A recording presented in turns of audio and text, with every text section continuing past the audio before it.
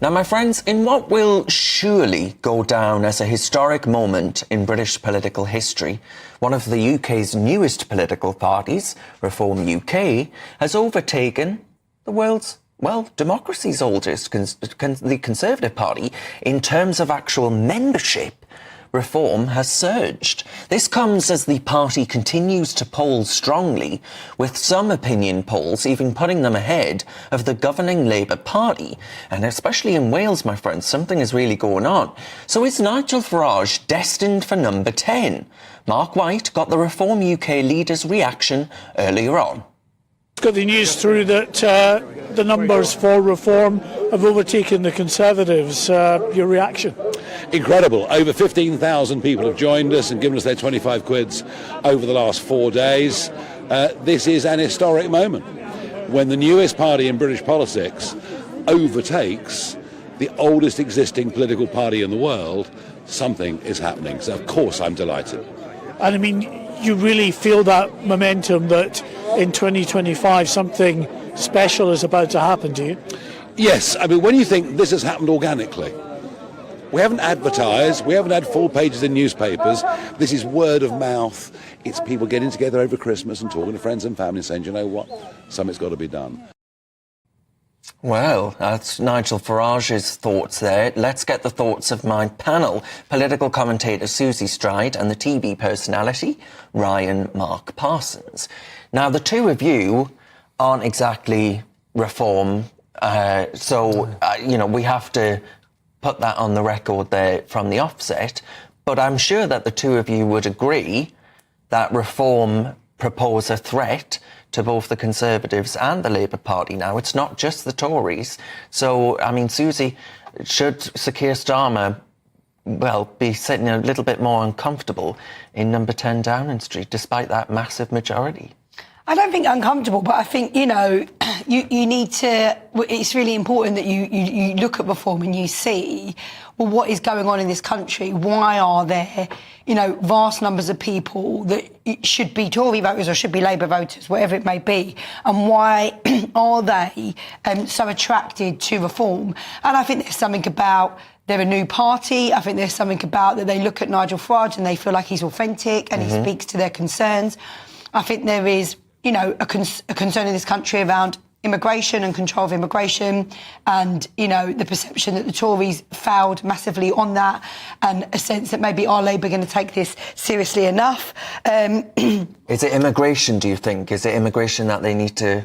I think there's two big things. I think there's something about authenticity in leadership and people feeling like they're heard and they're listened to, they're represented. I think there's immigration. But I think there's this wider thing about working class people. Yeah. You saw what happened in America. The fact is working class people thought the Democrats were not representing them and they put their vote to Donald Trump. And I think, you know, we have to be very careful in this country and say, well, are working class people being listened to? And Ryan, I mean, the Conservative Party might do all right with you leafy liberals, as you might call the Lib Dem-facing Tory seats, you know, the sort of the shires, as it were.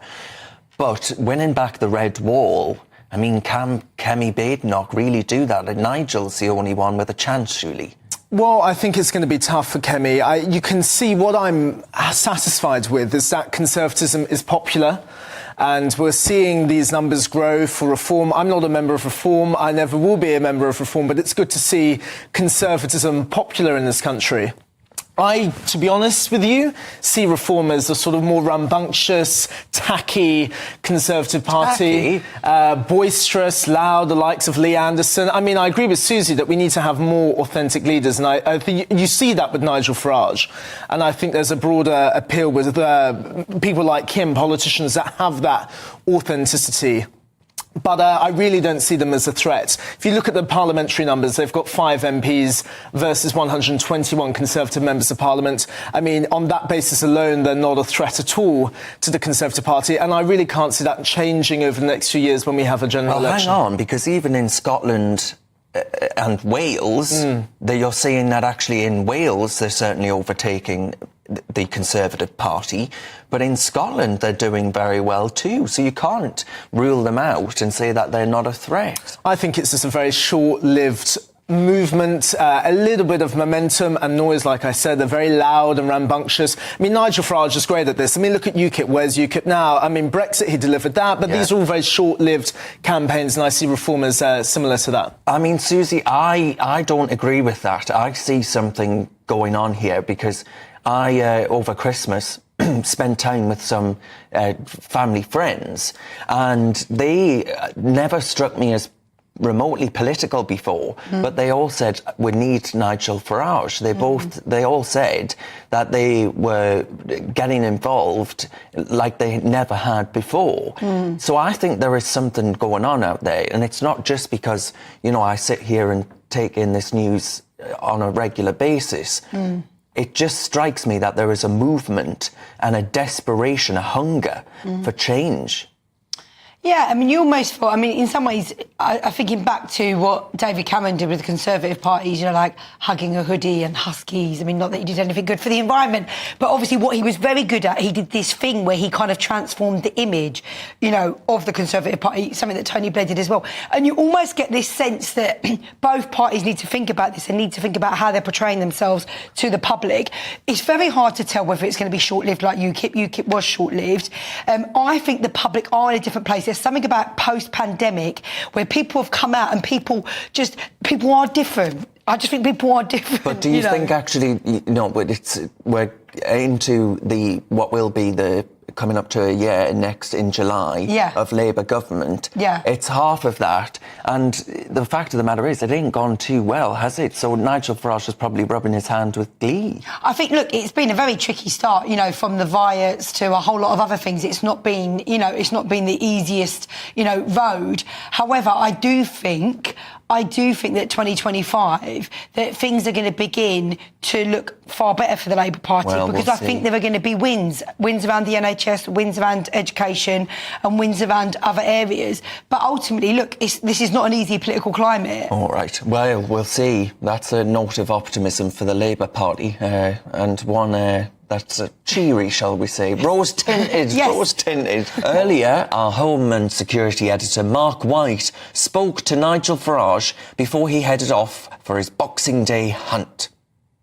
Well, welcome back to Chiddingstone as things are really livening up now. Lots of people queuing for the bar there ahead of watching the horses and the hounds heading out. One of those who'll be on horseback is Nigel Farage. How important is this hunt? This is your local hunt. You've been coming for years. Yeah, decades, certainly 40 years. Have a look around you. Where are all the toffs? You know, the supposed aristocracy.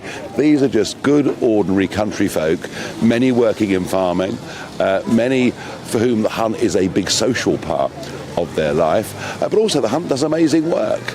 You know, looking after dead livestock, all sorts of things that they do, let alone the whole tradition of doing it. And I think, you know, 20 years ago, the Hunting Act went through, abolishing fox hunting. But this has survived through trail hunting. You know, a scented trail is put out, the hounds follow that, the horses follow the hounds. We've now got a Labour government saying they might even want to ban trail hunting. I mean, you might as well ban people riding horses.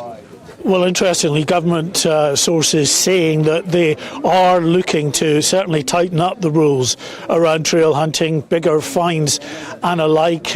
Is there a feeling in these communities, Nigel, that this government just doesn't get the countryside? Oh, I think hunting is frankly the tip of the iceberg.